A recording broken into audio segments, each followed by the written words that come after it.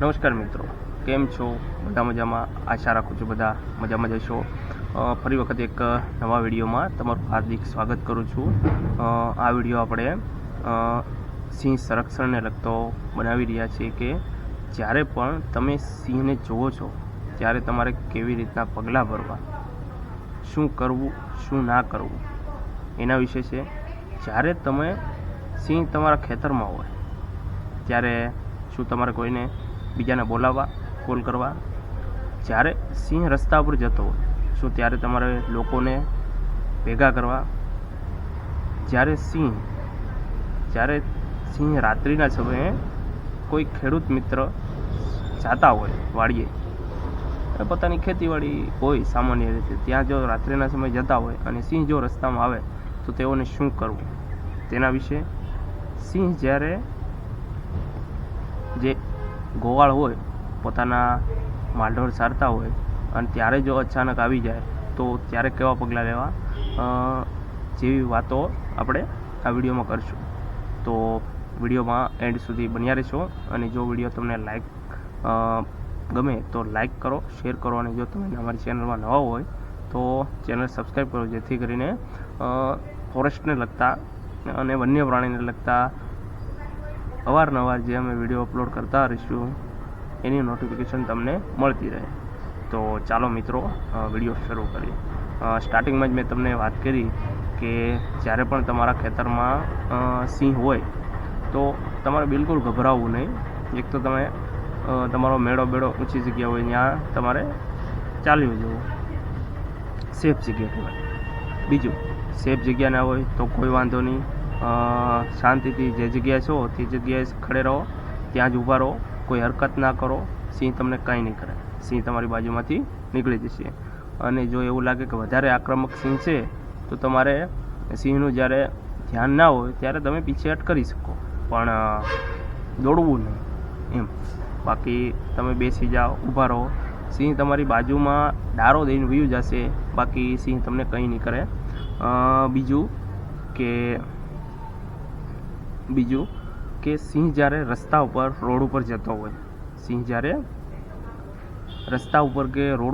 હોય, ત્યારે સ્વાભાવિક છે કે ગામડામાં ગમે ત્યાં એકબીજા મિત્રો એકબીજાને કોલ કરીને બોલાવતા હોય કે ભાઈ અહીંયા જો સિંહ છે, હાલ જોવા હોય તો એવું કૃત્ય ના કરો. એ ગેરકાયદેસર સિંહ અવલોકન છે. સિંહનું ગેરકાયદેસર તમે લોકેશન કરી રહ્યા છો અથવા તમે એની પજવણી કરી રહ્યા છો અને એ પાછું ગુનાને પાત્ર છે. એમાં ફોરેસ્ટ ડિપાર્ટમેન્ટ તરફથી તમારા ઉપર ગુનો દાખલ કરીને તમારા ઉપર આગળની કાર્યવાહી કરી શકે છે અને એ આપણા સિંહને પણ ખતરારૂપ છે કે જ્યારે તમે એને ગેરકાયદેસર પજવણી કરો છો ત્યારે એ ચીડાઈ જતો હોય ને જ્યાં ત્યાં દોડવામાં, ક્યારેક કૂવામાં પડી જતો હોય, ક્યારેક વાહનની સાથે અથડાઈ જતો હોય, એટલે એ સિંહને પણ એમાં નુકસાન પહોંચે છે. તો આપણે એવું ગેરકાયદેસર સિંહ અવલોકન ના કરવું જોઈએ અને સંરક્ષણમાં બધાને ભાગીદાર થવું જોઈએ.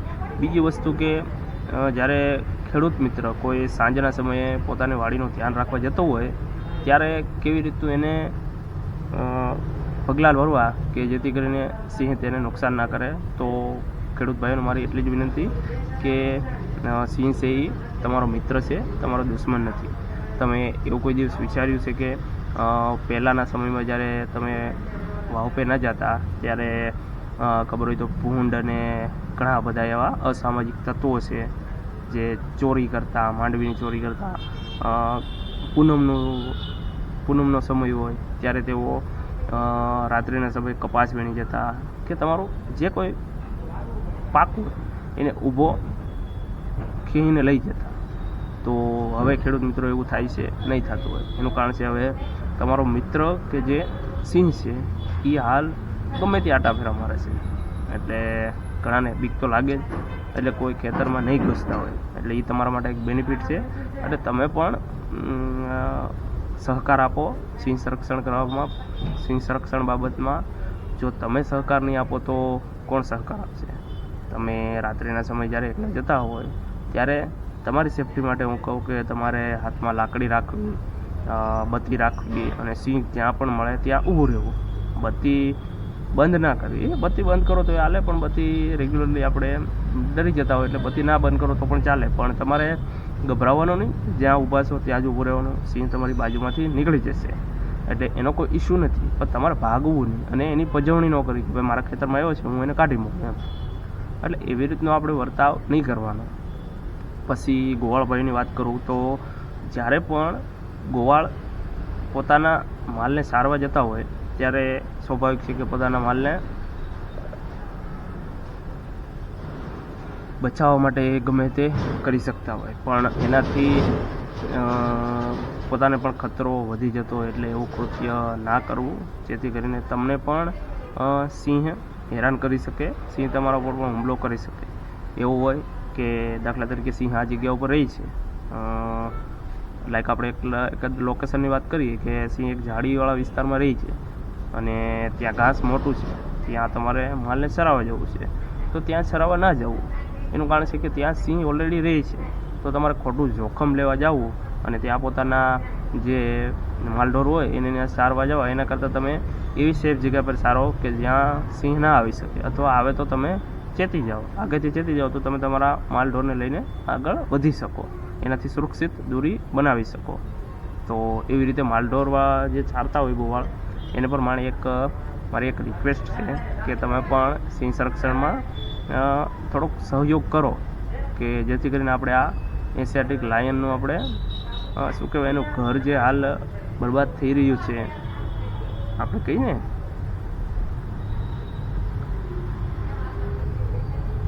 બરબાદ મીન્સ કે જે રેવન્યુ વિસ્તારમાં હાલ જે સિંહ જે જગ્યા પર રહી છે ને એ અત્યારે પંચાયત વિભાગમાં આવે છે, અને પંચાયત વિભાગમાં ફોરેસ્ટ ડિપાર્ટમેન્ટનો કાયદો નથી લાગુ પડતો. એના લીધે હાલ સિંહ પોતાનું રહેઠાણ છે એને બચાવી શકતા નથી. અને હાલ જ તમે જોઈ શકો છો કે ઘણા એવા માનવ મૃત્યુના કેસ બની રહ્યા છે. તો એનું કારણ હું માનું ત્યાં સુધી આ જ કારણ હોઈ શકે. આપણે પાકું નથી કહેતા, પણ આ જ કારણ હોઈ શકે. કારણ કે જ્યારે પણ તમને તમારા ઘરમાંથી કોઈ બહાર કાઢતું હોય તો તમને કેવું થાય? આ બધું એ જ છે. જ્યારે તમારા ઘરમાં કોઈ ગેરકાયદેસર કબજો કરવા આવે ત્યારે થોડું ઘણું તો ભાઈ આપણને થાય ને કે આ મારું ઘર છે. આપણે પણ આક્રમક થઈ જતા હોઈએ, આપણે પણ કોઈને મારકૂટ કરી દેતા હોઈએ, તો બધાને જીવ તો બધાને સરકાર દીધા છે ને ભાઈ. એટલે આપણે બને ત્યાં સુધી બીજી જગ્યાએથી આપણને કંઈ મળતું હોય તો સિંહના ઘરમાં ના જવું. શું છે કે સિંહ આમ તો આક્રમક પ્રાણી જ નથી, પણ પછી એને આક્રમક બનવું પડે. પોતાનું અસ્તિત્વ જાળવી રાખવા માટે આક્રમક બનવું જ પડે. આક્રમક બન્યા સિવાય એને કોઈ એના વાતમાં બીજું કંઈ હતું નથી. જો એ શાંતિથી જો તમે એને રહેવા દેતા હોય તો એ શાંતિથી રહે. ઘણા શું છે કે સિંહને સામે ચાલીને આમ વતાવવા જાય, હેરાન કરવા જાય.